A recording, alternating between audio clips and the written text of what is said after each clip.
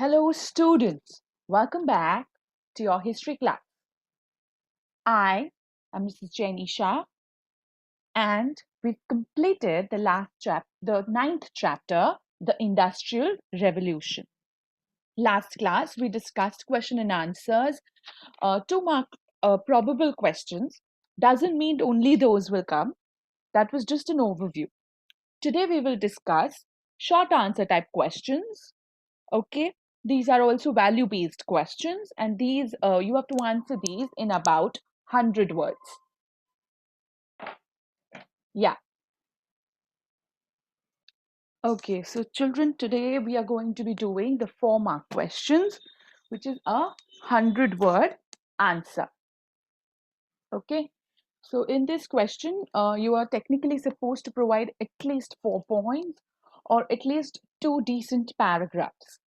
All right. The first question is, explain the factors that were responsible for Industrial Revolution in England. This question can also be asked as, why did the Industrial Revolution start in England? Give reasons. Or which factors were responsible for Industrial Revolution in England? Explain in detail. Okay, so this question can be asked in many forms, but the answer remains the same.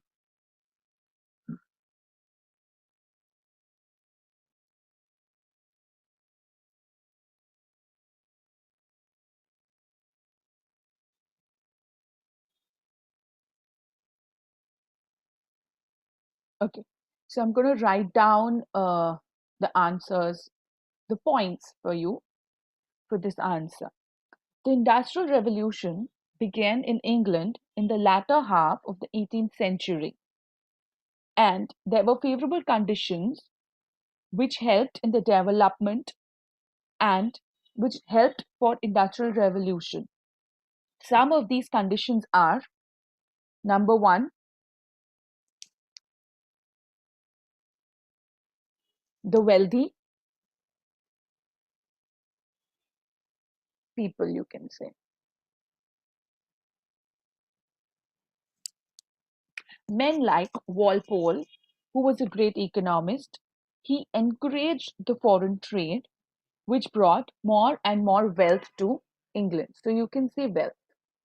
The point can be wealth. The British traders thus accumulated sufficient capital that was required to set up new factories. So the first point can be capital. I think capital would be more appropriate.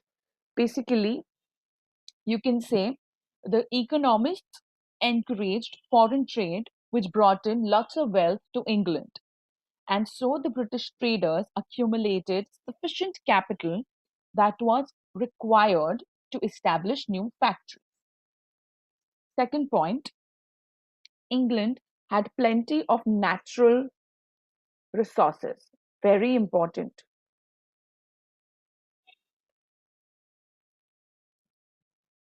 England had plenty of natural resources like iron and coal, which were essential for the industries.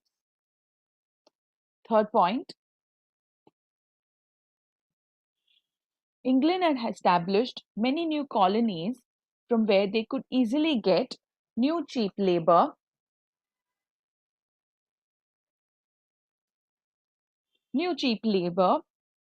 raw materials, and it could also serve as a market for their finished goods.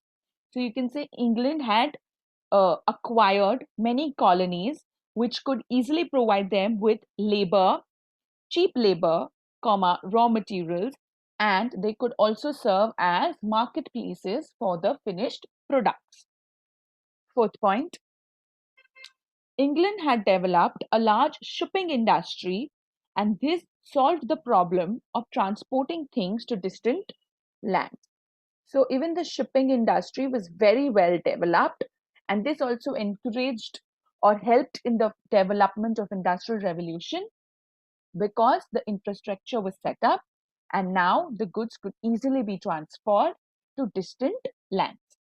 Fifth point, the agrarian revolution and the enclosure movement threw numerous agriculturists out of job. So these revolutions made lots of agricultural people jobless. And such people started to work in factories and they provided cheap labor. So you can say cheap labor.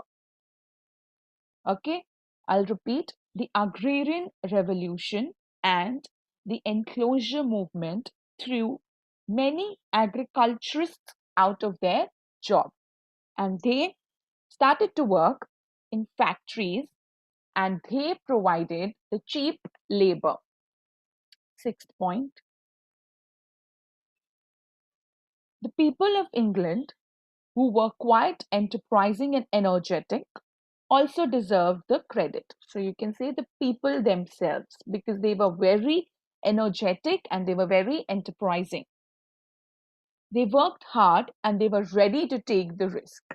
So these are the main reasons which helped the industrial development, industrial revolution. If you remember in your 9th and 10th standard, you have done factors of production, land, labor, capital, and entrepreneurship.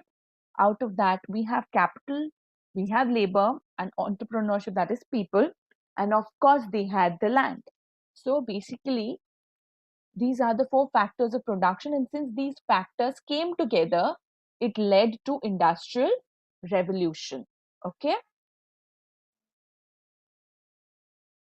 Okay.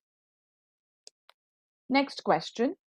Describe the condition of workers in England after the Industrial Revolution. Okay. So this can also be asked in the twisted form as describe the main features of Industrial Revolution and how did it affect the condition of worker. So today, for this answer, I'm going to divide it into two parts because there are two parts to the question. The question on the screen is only one part, that is condition of workers after Industrial Revolution. But I will also discuss the main features of Industrial Revolution here.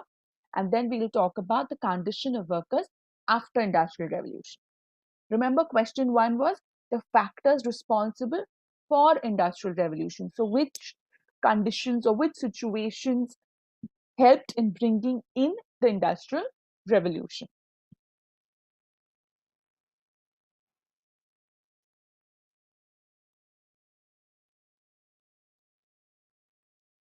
Okay. So the main features of Industrial Revolution. Number one, the Industrial Revolution, it started in England in the latter half of the 18th century. And the goods were made not at home, but now the goods were being made in factories. And they were not made by hand, but they were made by machines.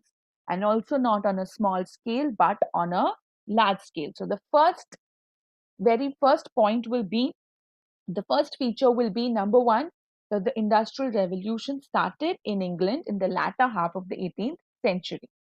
Number two is now the products were made at home rather than factories.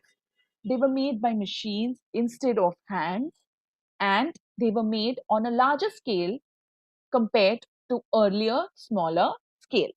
Okay. Point number two, that was point number two. Now, point number three.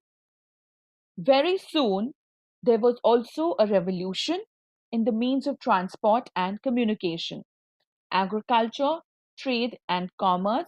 And this was quick on heel soon after the Industrial Revolution. So, the third feature will be third function we'll talk, the third main feature we'll talk about is how it led to other revolutions, how soon after Industrial Revolution, there was a revolution in means of transport and communication, agriculture, trade and commerce. These three other industries also got revolutionized.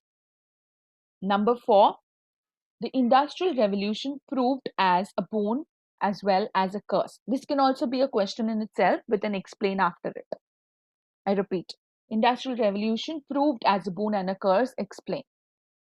But I'll complete the point here. The Industrial Revolution proved as a boon and a curse. It was a blessing as much as it produced enough goods to meet the needs of growing population and relieved man of the cumbersome and unpleasant chores of life. Even the common man's life became more comfortable. But it also created several problems and added to the misery of the man's life. So these over here in very short we speak about the boon and the curse. Okay. Now we'll talk about the miserable condition of the workers after the Industrial Revolution. The Industrial Revolution made the workers' life quite miserable. They had to live in slums and they had to work in dark, dingy, and smoky factories. They lived at the mercy of their employers. The factory owner, whose only concern was more and more of their exploitation. They were made to work for longer hours for which they were paid much less. Okay, so if we write this in the point form, the first one is the Industrial Revolution made the workers' life very miserable. Number two, the workers had to live in slums and they had to work in dark, dingy, and smoky factories. Number three, they lived at the mercy of their employers. Number four, the factory owners' only concern was more and more exploitation of the workers. And number five, the workers were made to work for longer hours and they were paid very less. Okay, I'll just sum up the points. The first point will be about the main features of the Industrial Revolution, which will be when revolution take place. Second point will be what was the revolution, so how there were more goods produced and not in home and in factories, etc., etc. Third point would be uh, the other revolutions that took place because of industrial revolution. The fourth point would be how it became a boon and a curse. So these are the 4 points which are the main features of industrial revolution. Now we'll talk about the condition of workers. Number one, it was miserable. Number two, how they had to work and how they lived in slums. So I'm just putting the main points here. And they worked in dark, dingy, and smoky factories. Number three would be they lived at the mercy of their owners. Number four would be the owners only is concerned, their only motive was the exploitation of the workers. And fifth is they worked for long hours and less pay. Okay, so these are the 5 points for miserable condition of workers. Oh.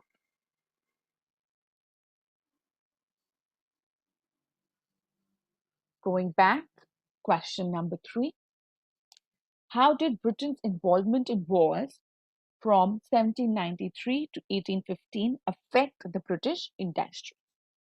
Okay, so now this is a little different. Now we are looking at what effect did the industries go through because of the wars that the Britain was fighting from 1793 to 1850. Okay. So from first we'll talk about the wars. So we'll say from 1793 to 1850, Britain remained engaged in French wars. During this period, Britain was at war with the great general of France, his name is Napoleon Bonaparte. She was fighting a life of death and war with that general. These wars had a deep impact on the Britain industries.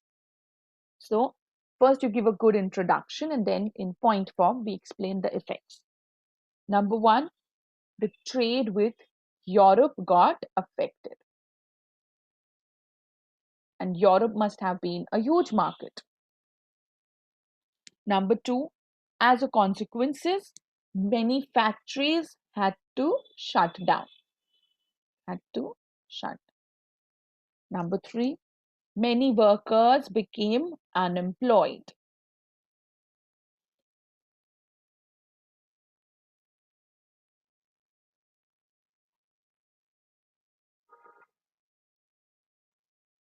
Number 4, so number 3 is thousands of workers were rendered unemployed and their life became miserable due to the unemployment. Number 4 is that Napoleon then prohibited all the countries of Europe to trade with Britain under the continental system. So, under the continental system, Napoleon, he banned any country to trade with Britain. Because of this, what happened? Prices of food grains, prices reached heights. So it increased. As a result, the prices of food grains and meat skyrocketed, and thousands of people started to die due to hunger. Now people were dying due to hunger. Seventh, the conditions of unemployed craftsmen and laborers became worse. All right, so there were 6 effects that I have listed out over here. Number 1 is it affected the trade with Europe. Number 2, because of that, many factories had to shut down. Number 3, due to the factory shutting down, many workers became unemployed. Number 4, under the continental system, Napoleon instructed all the other cities and countries to not. He prohibited all the countries of Europe to trade with Britain.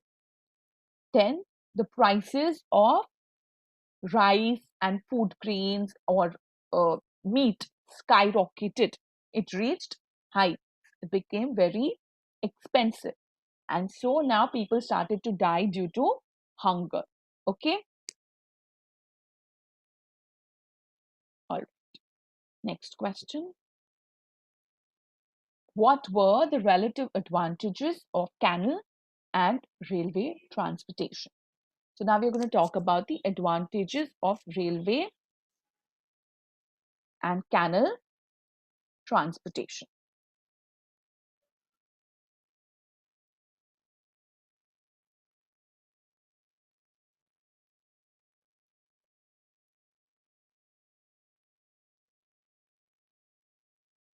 Okay. So first I'm going to list out the canal transportation advantages. Number 1, it was the cheapest mode of transport. Number 2, it became easier to transport heavy coal and heavy goods. It was easier to transport coal and heavy goods from mines to factories. Number 3, when big cities were lined with these canals, the people not only got cheap means of transport, but they also got other essential commodities such as coal and various food items at a cheaper rate.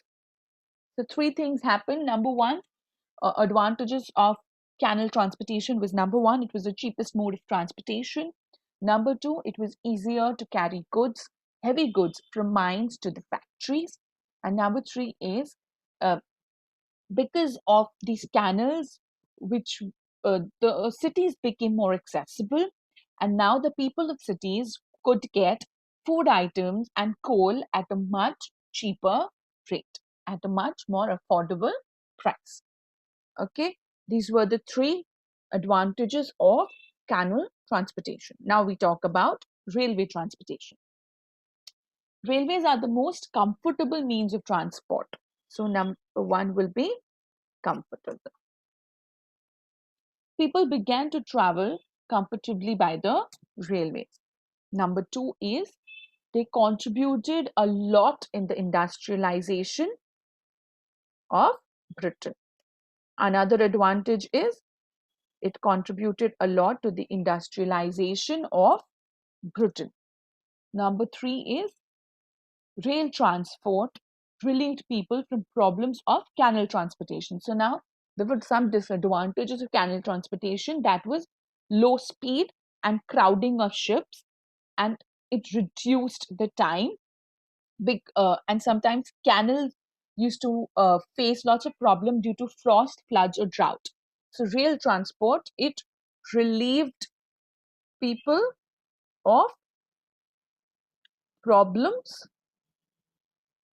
faced due to canal transportation. So whatever problems the canal transportation was facing, it was an alternative for people, and they could use railways instead of canals. Okay.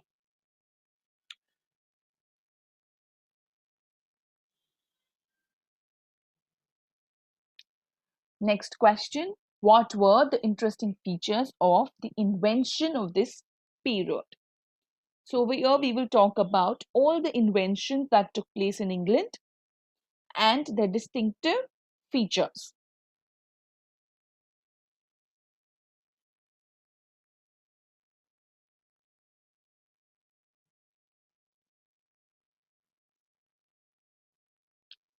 Between 1750 to 1850, which is the Industrial Revolution period, many inventions took place in England. Distinctive features and hallmarks of these inventions are very interesting. Number 1. First, people responsible for these inventions. Okay, so we're not talking about the inventions, we are talking about the features of these inventions. So, what were the features of the inventions and not the inventions? Now, number 1 is that the people responsible for these inventions, they were not scientists, but they were people of unusual capacities.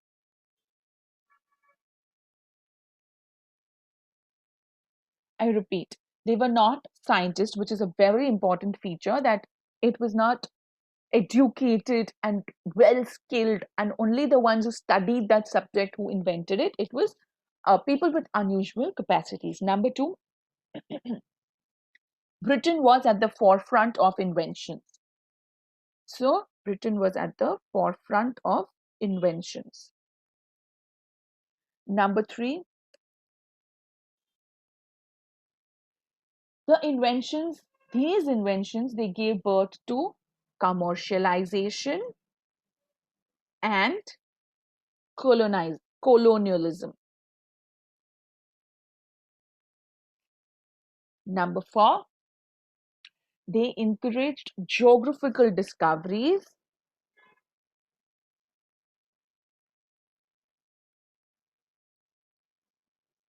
and international trade. So these are the features of all the inventions. All of the inventions had most of these features. Lastly, industries got a good boost. Name the industries in this point. So you can say iron and steel industry, textile industry, shipbuilding industry, etc. They all got a good boost because of these inventions. Okay, all right.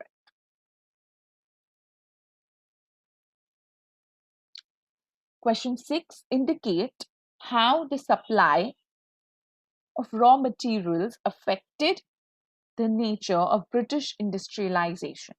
I repeat, indicate how the supply of raw materials affected the nature of British industrialization. So all the industrialized countries, they need raw materials to run their industry. Okay, so we are going to talk about how the supply of raw materials affected the British industrialization. So we start with the basic that all industries need raw material to run. Okay, all industrialized countries, they need raw materials to run the industry, and also the nature of that industry depends on the raw material they would be getting. Such raw material should either be available at home or they need to be imported from foreign countries to maintain the supply. So first point will be need of raw materials. Second point is arranging it. So whether it grows in the home country or it's available in the home country, or you call for it from foreign country. Arranging the raw materials is the second. Britain had to pass through this phase also. Britain had iron and ore in abundance. So what did they have? They had iron, ore, and coal mines in abundance.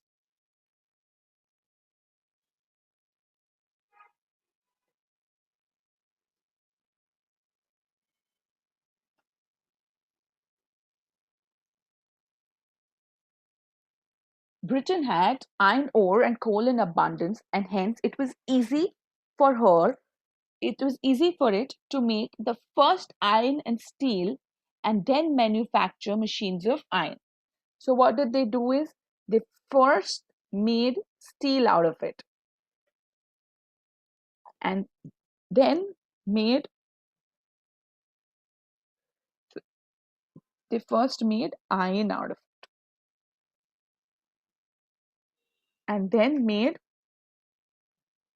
steel that helped in manufacturing machines.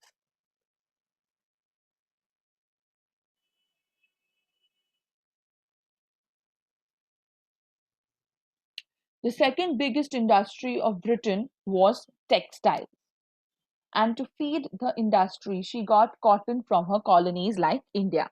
The second industry was textile, and they got cotton from India for this. India was their colony.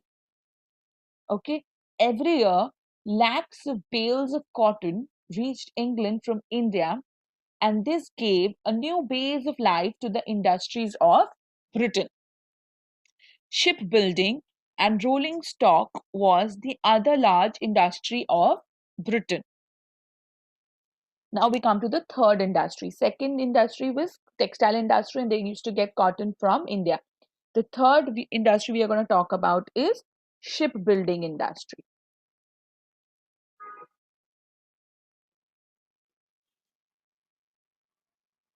So shipbuilding and rolling stock was the other large industry of Britain, and they imported wood from both her colonies, that is India and America. So they imported wood from India and America for this.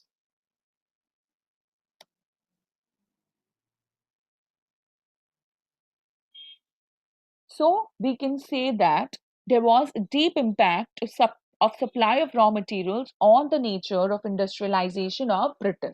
So we'll talk about three main industry, that is uh, iron industry, textile industry, and shipbuilding industry.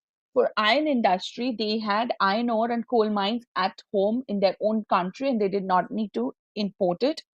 And they would first make iron, and then they would make steel, and then this would help in manufacturing machines.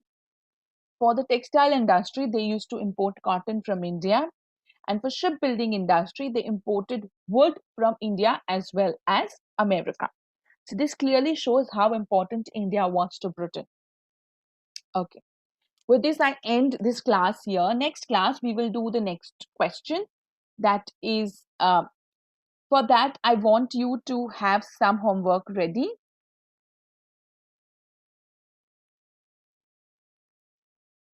Yeah. You have to make a list of important inventions according to the industry. So I want you to go through the textbook and underline all the important inventions in textile industry, sources of energy of power, uh, coal and iron industry, transport and communication. All right. I just want you to underline and keep it ready, and then we will discuss on it tomorrow. With this, children, I end today's class. Stay home, stay safe, take care, keep learning. Thank you.